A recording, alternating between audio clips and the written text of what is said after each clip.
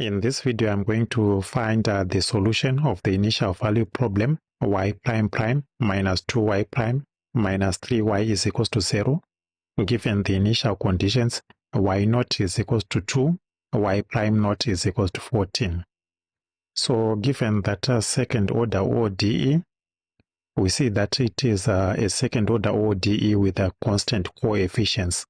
It is of the form a2 y prime prime plus a1 y prime plus a naught y is equals to 0, where the a naught, a1 and a2 are constants.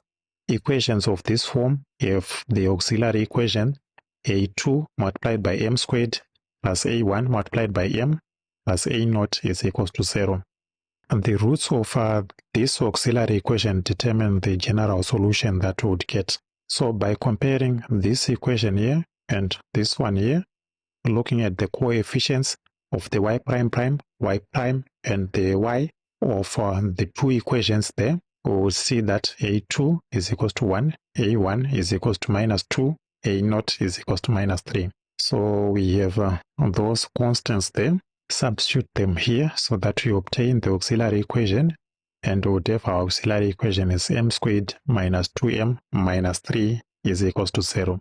To get the roots of the auxiliary equation, we can try to factorize this part. Try to find numbers which when you multiply them, they give us a minus 3. When you add them, they give us minus 2. Those numbers are 1 and minus 3. So def m plus 1 multiplied by m minus 3 is equals to 0. Then go on and solve for m. We would have m1 is equals to minus 1 and m2 is equals to 3. So those are the roots of the auxiliary equation. What we are having here are real distinct roots. When we have real distinct roots, the general solution is c1 multiplied by exponent of m1x plus c2 multiplied by exponent of m2x. Putting these values into this equation here, we would have our general solution is c1 multiplied by exponent of minus x plus c2 multiplied by exponent of 3x. So what we are having there is the general solution of this ODE here is this one here that I've highlighted. So we have obtained the general solution. We now go on and use the initial conditions to find the values of the constants C1 and C2. These initial conditions that are at the top that I've highlighted. So what we need to find is the C1 and the C2. So the first initial condition they is saying y naught is equals to 2. It's saying that when x is equals to 0, y is equals to 2. Substitute this into the general solution that we have just obtained, this one here. So we are substituting x equals to 0, y equals to 2 into that equation there.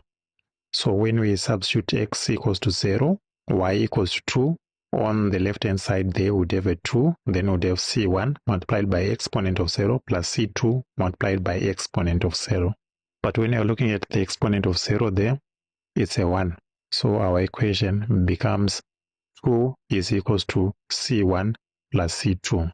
Now for the second initial condition there, the y prime naught is equals to 14 there. We would first have to differentiate this equation here so that we get a y prime. So differentiate this y there. We are differentiating with respect to x. So therefore y prime is equals to minus c1 exponent of minus x plus 3 multiplied by c2 multiplied by exponent of 3x. So that's what we get when you differentiate that equation there. So after differentiating that equation, we now go on and use this initial condition here. Y prime naught is equals to 14. What it is saying is when x is equals to 0, y prime is equals to 14. So we substitute it into the y prime that we have just obtained here, this one. So we'll be having on the left hand side, we'll be putting the 14. Then where we have the x, we are putting 0.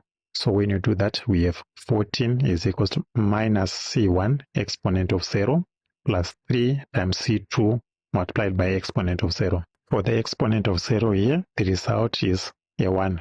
So we have 14 is equals to minus c1 plus 3c2. So we now have these are two equations here, and I'll go on and label this equation number 1.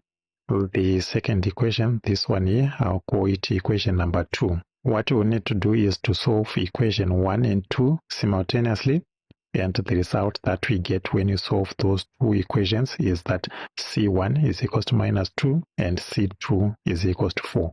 So what we now need to do is to substitute these values of C1 and C2 into the general solution that we obtained earlier, this one. So if you put C1 equals to minus 2 and C2 equals to 4 into that equation there, what we would get there is y is equals to minus 2 multiplied by exponent of minus x plus 4 multiplied by exponent of 3x.